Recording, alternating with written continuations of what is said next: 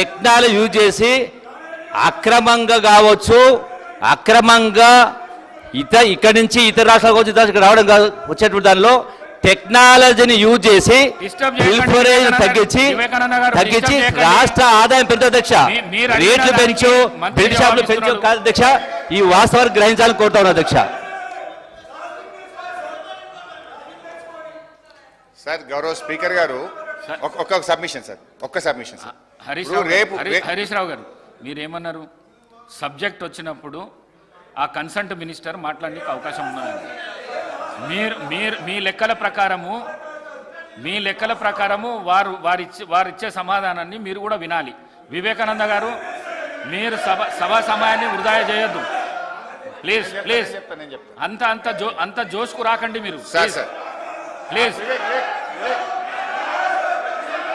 హరీష్ రావు గారు sir, speaker sir, LA minister గారు ఉన్నారు, అనుభవజ్ఞులైన ఉప ముఖ్యమంత్రి గారు ఉన్నారు. సార్ ఇది బడ్జెట్ మీద చర్చ, అబ్జెక్షన్ ఉంటే ఎల్ఏ మినిస్టర్ కానీ డిప్యూటీ సీఎం ఫైనాన్స్ కానీ లేవాలి అధ్యక్ష.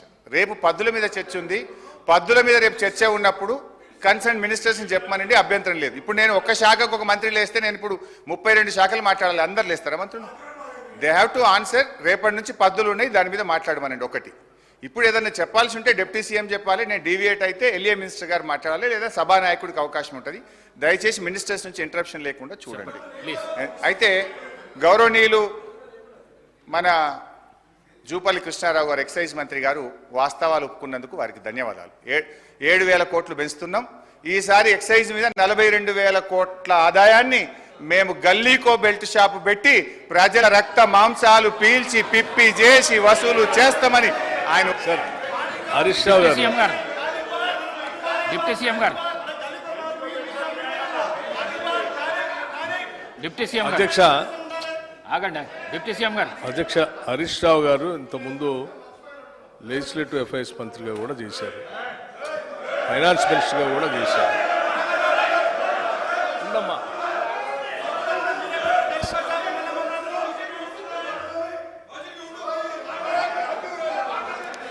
సభలో ఇవాళ 10 సంవత్సరాలు వాళ్ళ ఆర్థిక విధ్వంసం చేసి రాష్ట్రాన్ని అప్పులపాలు చేసి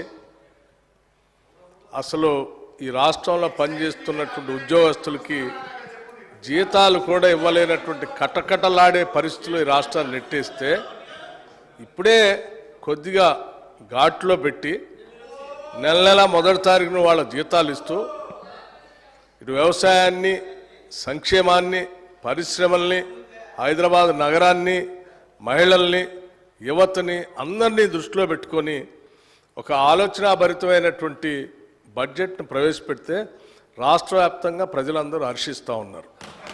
కానీ హరీష్ రావు గారు ఒక్కడికి మాత్రం చాలా కంటగింపుగా ఉంది అధ్యక్ష.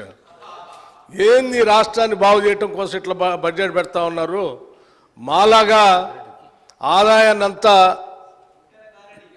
రకరకాల మార్గాల్లో ఖాళీ చేస్తే అయిపోయేది కదా, ఇదేంది అని వారు మాట్లాడుతూ మేము వాస్తవాలే మాట్లాడతాం, మాదంతా విన్న తర్వాత మీరు చెప్పండి అన్నారు. నేను సైలెంట్ కూర్చొని రాసుకుంటున్నాను. ఏం చెప్పారు? లేచి ఎక్సైజ్ మంత్రి గారట లేచారట, వారు 7,000 కోట్ల ఆదాయాన్ని పెంచడానికి గల్లీ బెల్ట్ షాప్ పెడతాం, మేము పెంచుతామని వారు చెప్పారట. ఇప్పుడే కదా అందరు విన్నారు కదా అధ్యక్ష, ఆ మాట ఏమన్నా అన్నారా వారు? ఇంతకంటే అన్యాయంగా ఉన్నది లేనట్టు లేనిది ఉన్నట్టు ఈ రాష్ట్ర ప్రజలకి భ్రమలు కల్పించి 10 ఏళ్ళు రాష్ట్రాన్ని సర్వనాశనం చేశారు. ఇప్పుడు మళ్ళీ మొదలుపెట్టారు, 5 నిమిషాల్లోనే భ్రమలు కల్పించడానికి ప్రయత్నం చేస్తున్నారు. ఇది ఎక్కడ అన్యాయం అధ్యక్ష? మీరు వాస్తవాలు జాగ్రత్తగా రాష్ట్ర ప్రయోజనాల కోసం క్రిటికల్ ఎనాలిటికల్గా మేము పెట్టిన బడ్జెట్ మీద ఇగో దీన్ని పెట్టారు, ఈ శాఖకి ఇది సరిపోలేదు, ఈ శాఖకి తగ్గించారు, ఈ శాఖ పెంచారు, దీనివల్ల యువతకు నష్టం అవుతుంది, దీనివల్ల 72,000 కోట్లు పెట్టడం వల్ల వ్యవసాయానికి నష్టం జరుగుతుంది, అంత పెట్టకుండా ఉండాల్సి ఉండే, మాలాగా ఏదో 15,000-20,000 కోట్లు పెడితే బాగుండేది, లేకపోతే హైదరాబాద్ నగరానికి 10,000 కోట్లు పెట్టారు, ఎందుకు పెట్టారు అనవసరం, దీన్ని గాలికి వదిలేస్తే మాలాగా కొద్ది వర్షం రాగానే మొత్తం మురుగునీళ్ళు అంతా రోడ్డు మీదకి వచ్చి ఇబ్బంది పడేవాళ్ళు, అట్లా చేయాలి. కానీ ఇదంతా ఏందని చెప్తే కొద్దిగా బాగుంది. ఇవన్నీ వదిలేసి ఏదేదో మాట్లాడుతున్నాను. నేను ఇప్పటికి కూడా చెప్తాను, మీరు చెప్పేదాన్ని ప్రతిదాన్ని వింటున్నాం.